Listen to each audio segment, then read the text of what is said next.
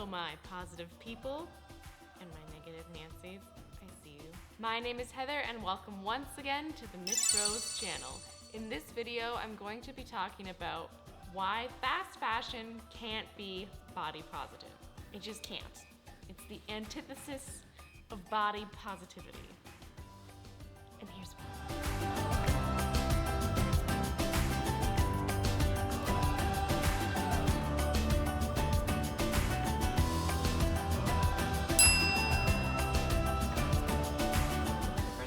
When I say body positivity, I mean the idea that everyone, no matter their size, age, race, ability, number of limbs, amount of hair, etc., should be able to have a positive body image. That's all. That's the only thing I mean. There's a lot of different movements or ideas that have sprouted from or near body positivity. What I'm talking about in this video, plain and simple, is what I just said. And when I say fast fashion, I mean inexpensive clothing produced at breakneck speed by mass market retailers following the latest trends. That's it. That's what I mean. Those are the two things I'm talking about, and I'm talking about why they cannot go together. When they go together, it's an illusion. Why? Let me tell you. Here's a list of reasons fast fashion cannot be body positive. Number one, capitalism, or the reason we can't have nice things. So according to me, fast fashion is just capitalism expressing itself shamelessly through clothing.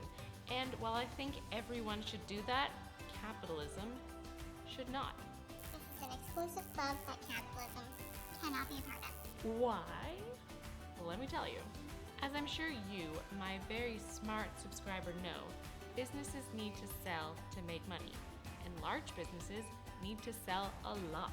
Simple enough. Any movement that becomes mainstream, especially one that threatens the livelihood of any corporation, will be co-opted by said corporation, either to counteract the negative effects of the movement, or if their marketing department is really turned on, to harness the energy of said movement and use it to bolster their bottom line.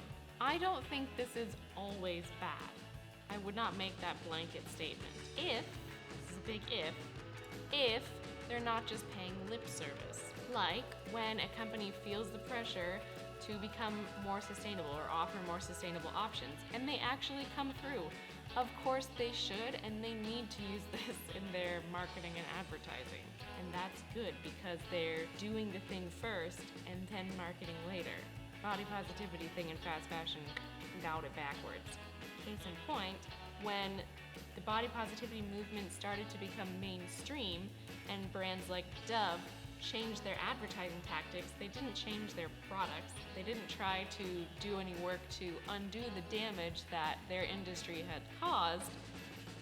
They just changed their advertising. So they started to use different size models of every color, changed their slogans. But did they help us change how we see ourselves, our bodies? Did they magically cure our dysmorphia by putting some different kinds of models in their advertising? Did we all just suddenly love ourselves more when we saw that commercial? No! But now we feel guilty for being unhappy about it. Blech. Point number 2. Fast fashion brands follow every trend. Now what the fuck do trends have to do with body positivity? A lot. Sit down, shut up, and listen. 2.1. Body shapes go in and out of style. That's ludicrous.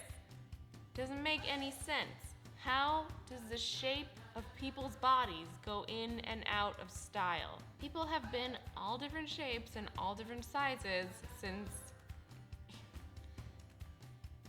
before we were people. Apes are different sizes and shapes. If you're younger, you may not have noticed this, but huge hips and huge butts have only been in style for a few years, and trust me, it won't last.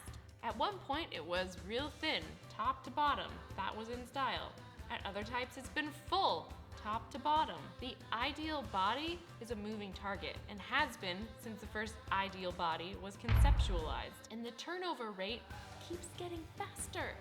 You know what changes slowly and you have very little control over? Your body. So why would we not condemn anyone who tells us that our bodies are not ideal? Or even if they tell us they are ideal? Because you know what? Either the ideal body will change, or we will.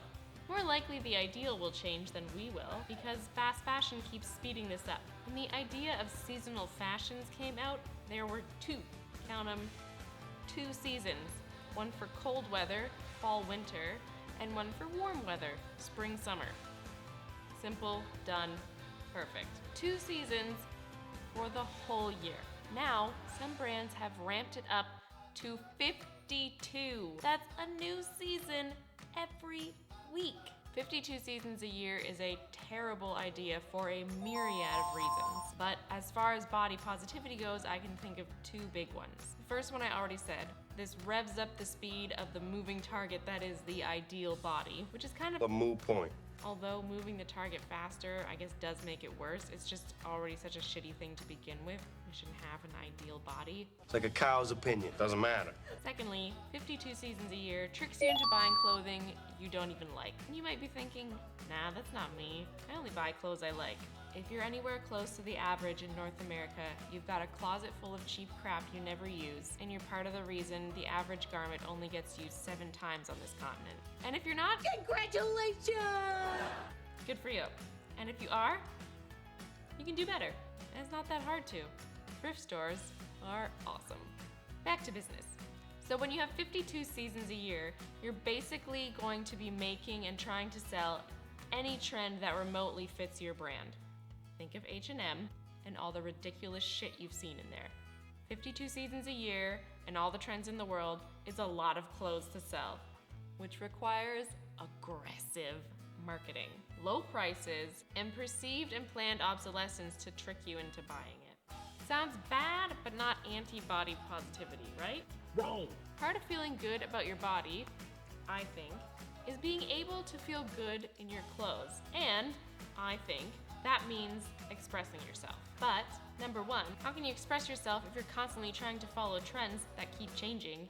And B, your personal style doesn't change every week. It probably doesn't even change every year. And speaking of feeling good in your own clothes, we need to talk about sizes. First, it's impossible to fit everyone in the same clothes with just different sizes. Impossible.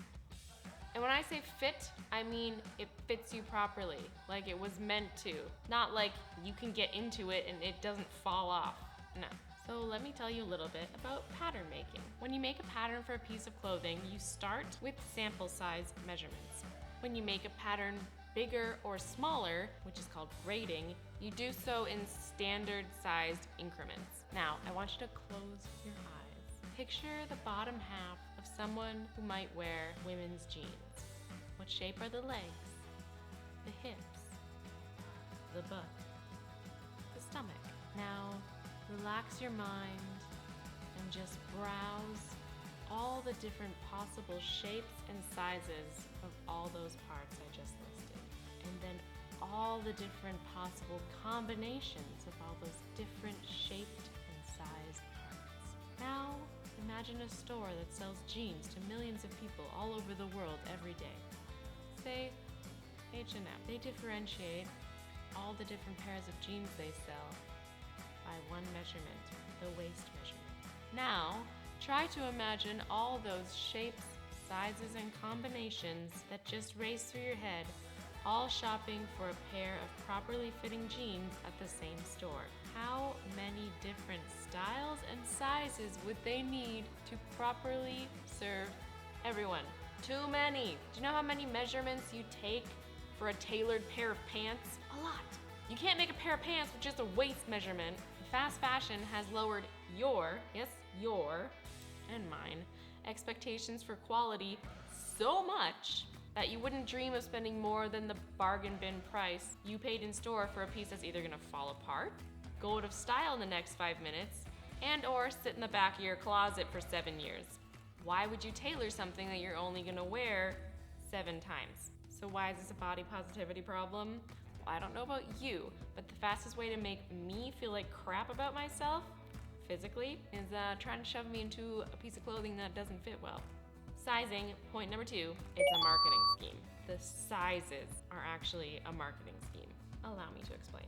Because we place so much value on the size of our bodies, you're actually more likely to buy something if we unexpectedly fit a size smaller.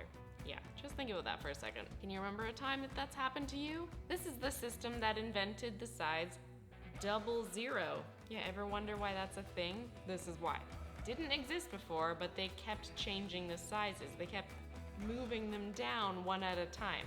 So a 12 became a 10, a 16 became a 14, a 2 became a 0, and then eventually, when they did it again, a 0 became a 00. And those, my friends, are the reasons fast fashion cannot be body positive. So what do you think? Do you agree with me? Do you disagree with me? Did you love this video? Did you hate this video? Do you not care? I encourage you to channel that energy into pressing a button below here, writing a comment, whatever, I don't care. Do something.